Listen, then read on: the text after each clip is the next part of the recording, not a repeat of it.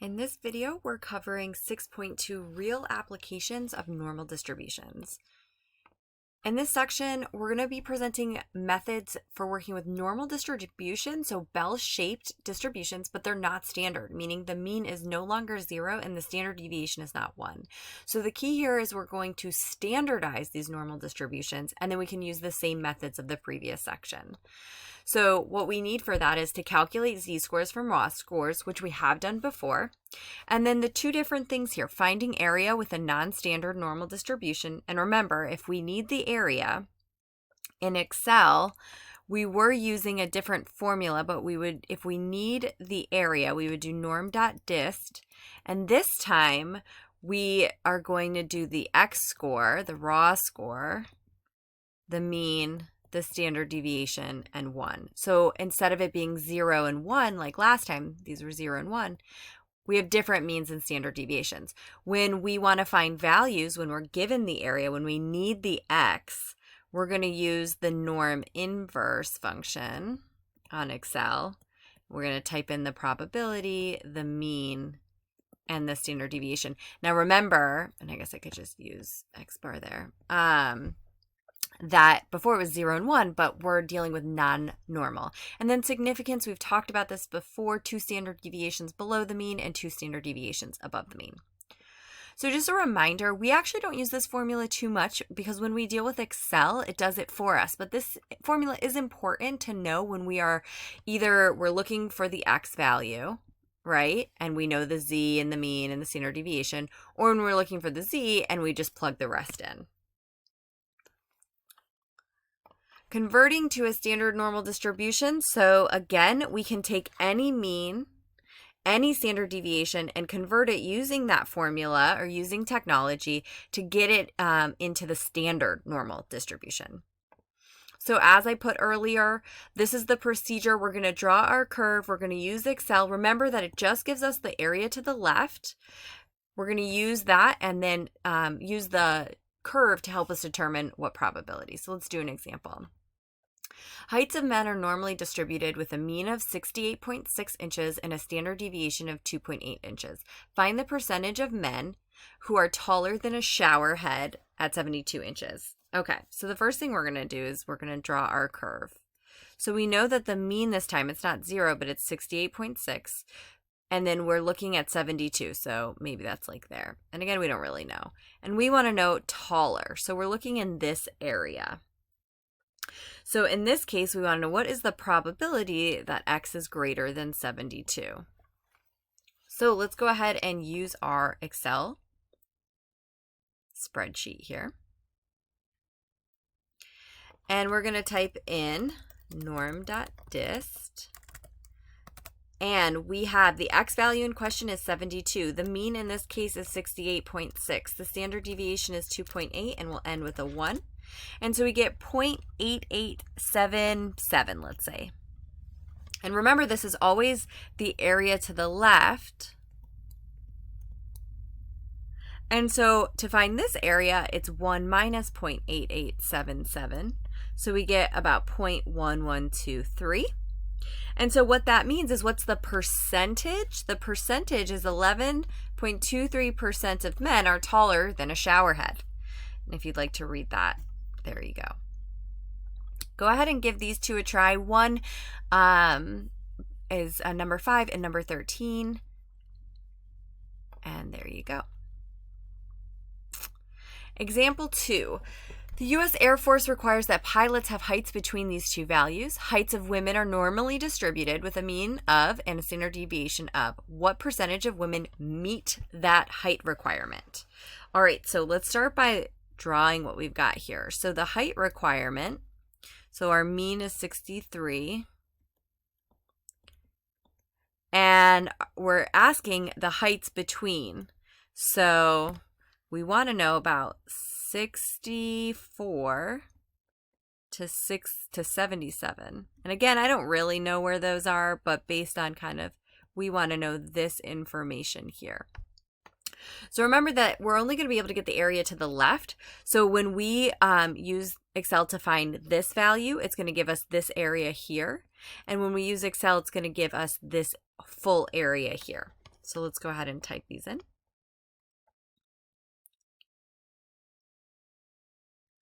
So we've got,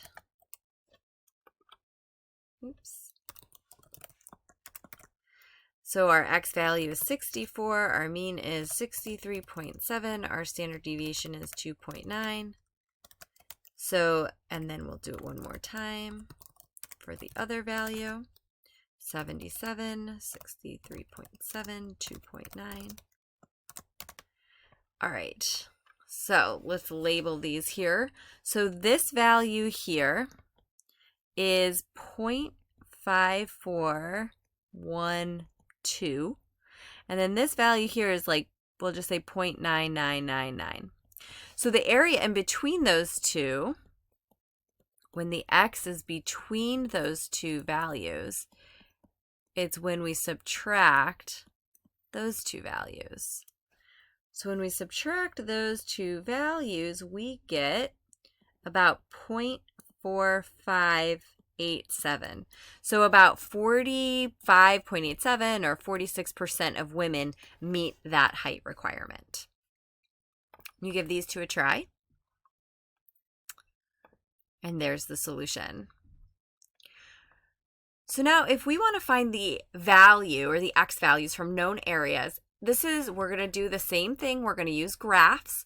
Be really careful not to confuse z-scores and areas. We always want to be mindful of left and right and in between. And if a z-score is negative, it's located to the left of the mean. And areas or probabilities are always between 0 and 1. So how are we going to actually find these? Well, with spreadsheets, we're going to use, this should actually say the mean and the standard deviation. So we're going to be using this here to determine the x values. You can also, there are lots of ways to do things. If we know z and we want to convert to the x value, we can use this formula here, which is just the algebraic conversion of the other formula. Let's go ahead and do an example. So in designing equipment, one common criteria is to use a design that accommodates 95% of the population. We have seen that only 46% of women satisfy the height requirement for U.S. Air Force pilots. Assume that heights of women are normally distributed with a mean of 63.7 inches and a standard deviation of 2.9. What would be the maximum acceptable height of a woman if the requirements were changed to allow the shortest 95% of women? So we want to start by graphing this. What the heck are they talking about here? Shortest 95% is the same as 95th percentile. And so that is actually separating the lower 95%, 0.95, from the top 5%. And we're basically saying, hey, what's this x value? So we can use our Excel. And now we're given the probability. We're trying to find the raw score. So we're given the probability, so we know we're going to be using this. So the probability we have is 0.95. The mean is 63.7, and the standard deviation is 2.9. So that height would be 68.47 inches. So do you think there should also be a minimum required height? Why? So let's just think about this outside of statistics. Do you think there should be a minimum requirement? Probably, because we need it so that the pilots can easily reach the controls. So that is explained here if you guys want to think about this as well. We're going to do one more together. So adult IQ scores have a mean of 100 and a standard deviation of 15. What score separates the top 5%?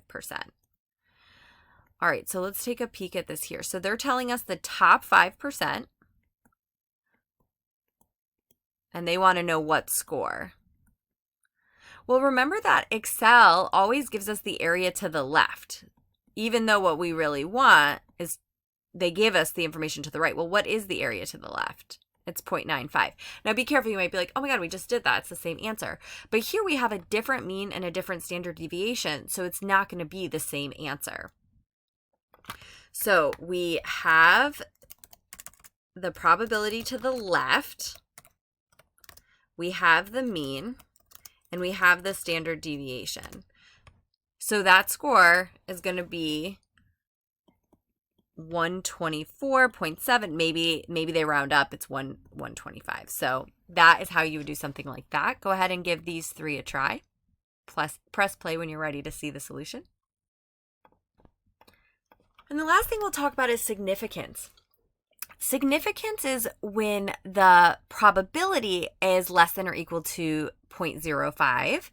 And that's not rigid. Sometimes it's 0.01, which you'll see in an example.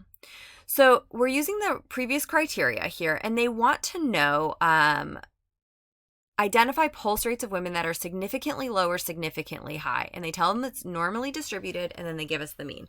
So we need to draw this here. What do we know about significantly low and significantly high? Well, that separates, this is 0.05 and this is 0.05. So they want to know what's this X value and what's this X value. So how we can figure that out is, well, this one we can do for sure because that's already to the left. But for this one, we'll need to actually put in 0.95 to determine the area to the left. Remember, Excel is only giving us the area to the left. So we'll type that in. So we're talking about the lower numbers here. Our mean is 74, 112.5. And then the upper here, you could do 1 minus 0.05, or you could just do 0.95.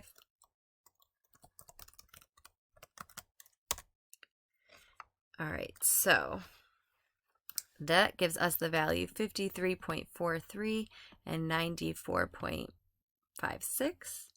And so those would be the pulse rates that separate the significantly low and significantly high values. There's an explanation. Go ahead and give this one a try. Note that for this one, that they're changing the significance. Okay, so keep that in mind. And there you go. And that concludes section 6.2.